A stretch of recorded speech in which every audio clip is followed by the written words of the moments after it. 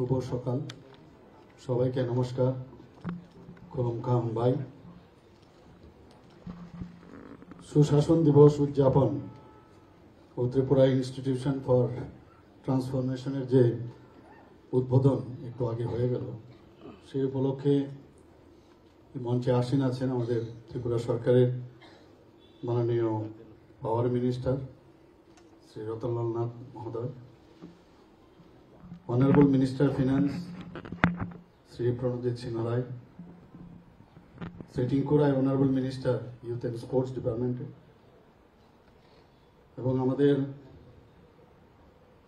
সামনে উপস্থিত আছেন মাননীয় বিধায়িকা Shrimati Meena Rani Sarkar, different PSU chairman, principal secretary PCCF এবং বিভিন্ন ডিপার্টমেন্টের সেক্রেটারি বৃন্দ, ডাইরেক্টরস, ডিস্ট্রিক্ট ম্যাজিস্ট্রেটগণ,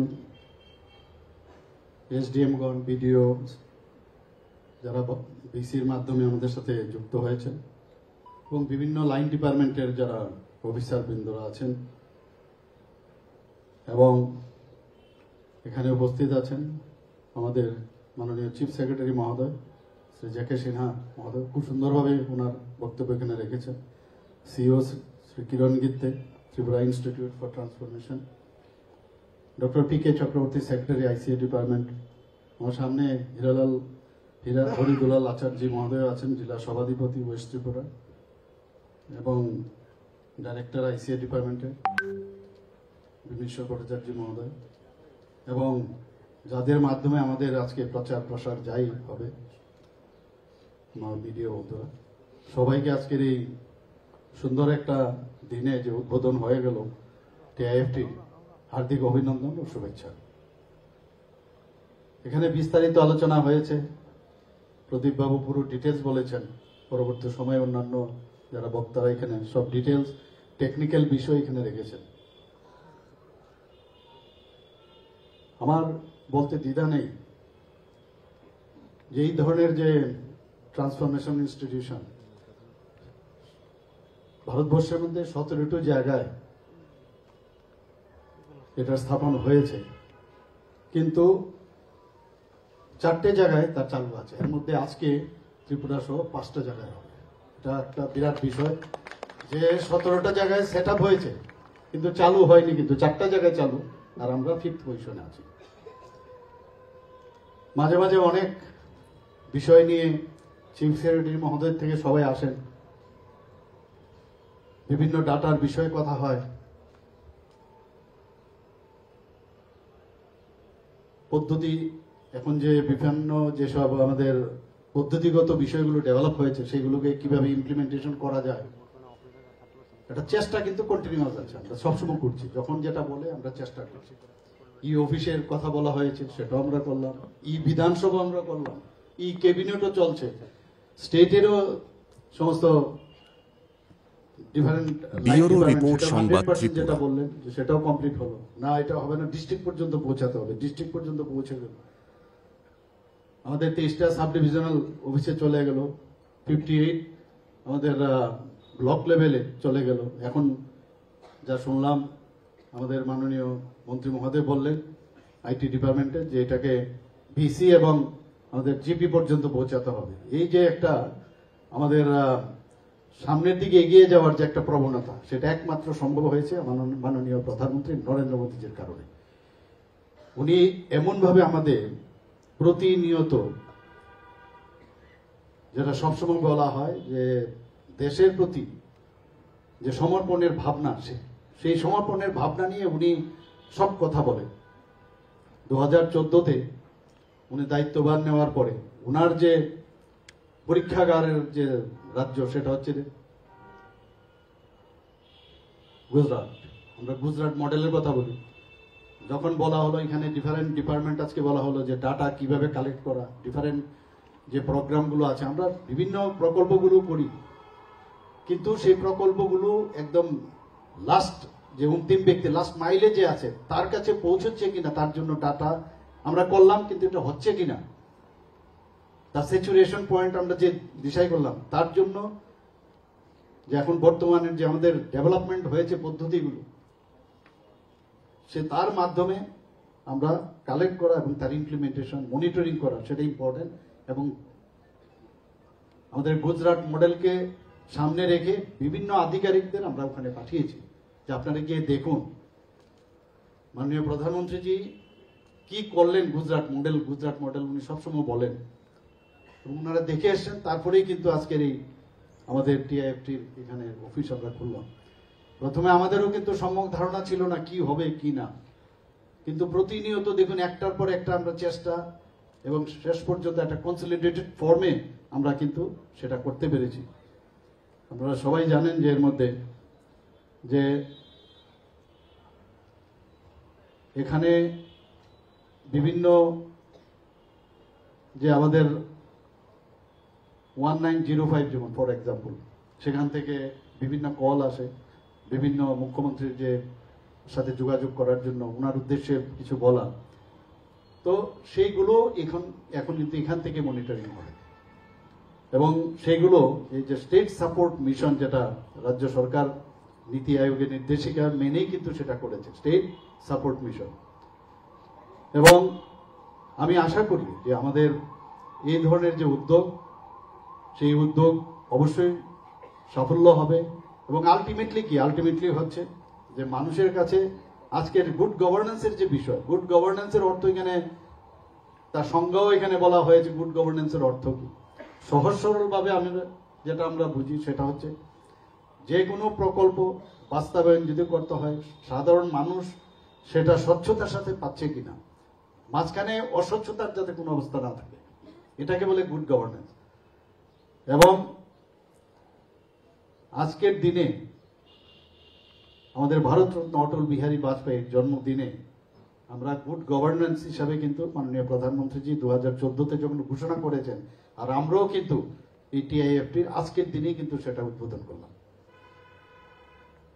এবং উনাকে সামনে রেখে আমরা সবাই জানি ওনার সম্পর্কে যে উনার মানে তিনবার উনি প্রধানমন্ত্রী হয়েছিলেন, একবার 13 দিনের, একবার 13 মাসের, তারপরে 5 বছরের জন্য পূর্ণকালীন উনি প্রধানমন্ত্রী হয়েছেন। কিন্তু উনার থাকাকালীনই যেমন নাম যেমন অটল, অনেকে সবাই ভাবতো যে খুব সহজ সরল মানুষ, কিন্তু উনি দেখিয়ে দিয়েছেন যখন পরমাণু বোমা বিস্ফোরণের মাধ্যমে উনি দেখিয়ে দিয়েছিলেন যে আমি আমার সিদ্ধান্তে অটল। কার্গিল যুদ্ধের সময় উনি দেখিয়েছেন যে আমরা কিন্তু আমাদের দিকে চোখ রাঙালে আমরাও কিন্তু জানি কিভাবে করতে হয়। ওনার 10 বার উনি লোকসভার সদস্য ছিলেন, শুধু তাই নয় 2 বার উনি রাজ্যসভারও সদস্য ছিলেন, বিরোধী দলের দলনেতাও ছিলেন, কিন্তু সবার সাথে একটা সুসম্পর্ক ছিল। তো এই যে সুশাসন, আমি আজকেও এক জায়গায় আমি বলেছি, সুশাসনের মাধ্যমে আমাদের কিন্তু সুসম্পর্করও একটা বিষয় আছে। That also we have to establish.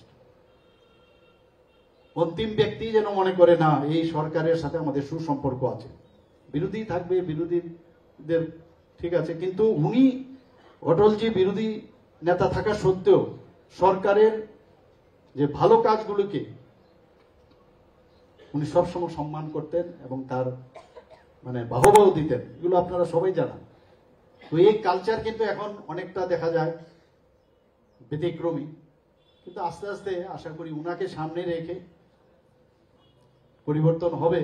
এবং মাননীয় প্রধানমন্ত্রী যে চেষ্টা করছেন, বিভিন্ন রাজ্যেও চেষ্টা হচ্ছে, আমাদের রাজ্যেও আমরা চেষ্টা করছি, এবং আমরাও কিন্তু স্বচ্ছতার সাথে এই যে গুড গভর্নেন্সের বিষয়টা, সেটা হচ্ছে স্বচ্ছতার সাথে এখন ডিবিটির মাধ্যমে সব জায়গার মধ্যে সবকিছু যাচ্ছে। প্রধানমন্ত্রী যখন বললেন 2014-তে আসার পর উনি বললেন যে সব যারা গরিব মানুষ তাদের ব্যাংকের সাথে যুক্ত হতে হবে, জিরো ব্যালেন্সে ওনাদের অ্যাকাউন্ট খুলতে হবে। গিনিস বুকে পর্যন্ত মানে উনার 1 সপ্তাহের মধ্যে যে পরিমাণে অ্যাকাউন্ট খোলা হয়েছে, গিনিস বুকও তার নাম আমরা সবাই জানি, লিখিত হয়ে গেছে। তো এইরকম একজন প্রধানমন্ত্রীর লিডারশিপে আমাদের দেশ এখন সুরক্ষিত। আমরাও সেইভাবে আমরা কাজ করার অঙ্গীকার করছি, সমর্পণের ভাবনা নিয়ে আমরা কাজ করছি। এবং আমি চাইবো এখানে যারা আধিকারিকরা আছেন যে ট্রান্সপারেন্সির মাধ্যমে এখানে সব কাজ আমাদের করতে হবে। আমরা এখনো যে সব জায়গায় আমাদের এমপ্লয়মেন্টের বিষয়, সেখানেও আমরা জিআরবিটির মাধ্যমে আমরা এমপ্লয়মেন্টে দিচ্ছি, একদম পুরো ট্রান্সপারেন্সির মাধ্যমে আমরা কাজ করছি। যে কোনো জায়গায় ট্রান্সপারেন্সি আমাদের কাছে প্রায়োরিটি। আরো ট্রান্সপারেন্সি করার জন্য যেখানে এখনো 85% আছে, আমরা আশা করি মাননীয় প্রধানমন্ত্রীজির লালকেল্লা থেকে বলেছেন যে 100% আমাদের ট্রান্সপারেন্সি থাকতে হবে, বিশেষ করে এই এমপ্লয়মেন্টের মধ্যে। যেখানেই হবে সেটা আমরা করবই, অবশ্যই আমরা করব। কারণ ওই যে বললাম যে সুশাসনের অর্থ হচ্ছে মানুষের বিশ্বাস, মানুষের সুসম্পর্কটা, সেটা আমরা অবশ্যই করব। কারণ আমাদের যারা জনপ্রতিনিধিরা আছেন, আমাদের ক্যাবিনেট মিনিস্টাররা আছেন, সবাই মিলে কিন্তু আমরা সকাল থেকে রাত্রি পর্যন্ত কাজ করছি। আমি একটু আগে আমাদের মাননীয় মন্ত্রী মহোদয়ের সাথে কথা বলছিলাম, কোথায় আমরা ছিলাম আর কোথায় আমরা এসে গেছি।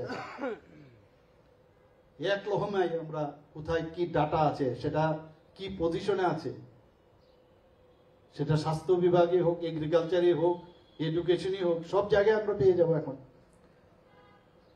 এখানে বসে আমরা যিনি এসডিএম সাহেব আছেন, ওনার সাথে আমরা আরামসে কথা বলতে পারবো। এখানে আমার প্রতি বুধবারে যদি আমি আগরতলায় থাকি, মুখ্যমন্ত্রীর সময় বসু হিসেবে অনেক মানুষ আসে এখানে বিভিন্ন সমস্যা নিয়ে। তো খুব ভালো হয়ে গেল যদি ওইসব মানে যদি এসডিএম লেভেলে যায়, আর আগামী দিনে যদি ডিসি লেভেলে যায় বা জিপি লেভেলেও গিয়ে মানুষ যদি ওখানে যায়, মুখ্যমন্ত্রীর সাথে সরাসরি কথা বলতে পারে, কত সুবিধা হয়ে যাবে বলুন। এটাকে বলে সুশাসন। এবং সেই চিন্তাধারাই কিন্তু আমরা কাজ করছি।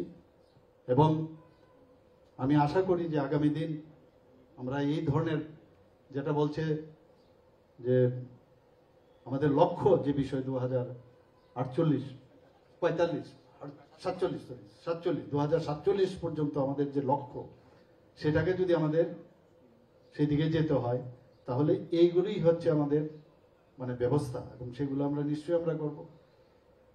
এবং আমি আশা করি যে আজকের এই যে টিআইএফটির এখানে উদ্বোধন হলো, এবং একদম প্রকৃত দিনেই কিন্তু সেটার উদ্বোধন হলো। আমরা এর মধ্যে এখানে কথা হয়ে গেছে, আমি এতগুলো আর বলতে চাইছি না। প্রতি ঘরের সুশাসন আমরা কিন্তু শুরু করে দিয়েছিলাম, এখন 2.0 চলছে। এবং কার সময় করলাম?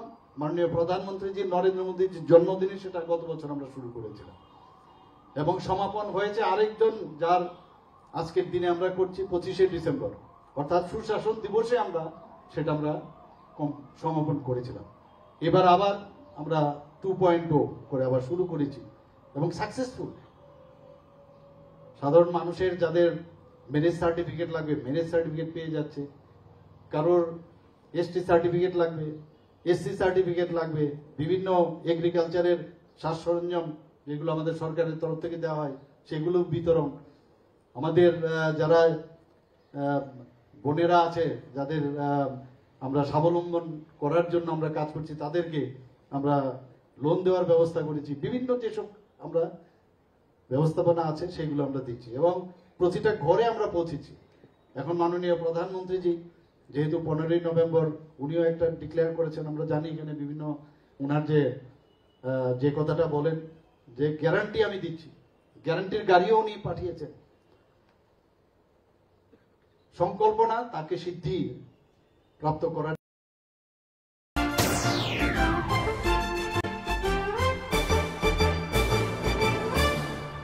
রান্নার স্বাদ এবং গুণমান বৃদ্ধি পানি সিস্টার গুঁড়া মশলা। সয়াবিন আটা সুজির পর প্রত্যেকের সুস্বাস্থ্যের জন্য এবার রান্নার তেলের দায়িত্বেও sister kachi ghani mustard oil. Sister, আপনাদের বিশ্বাস আমাদের দায়িত্ব।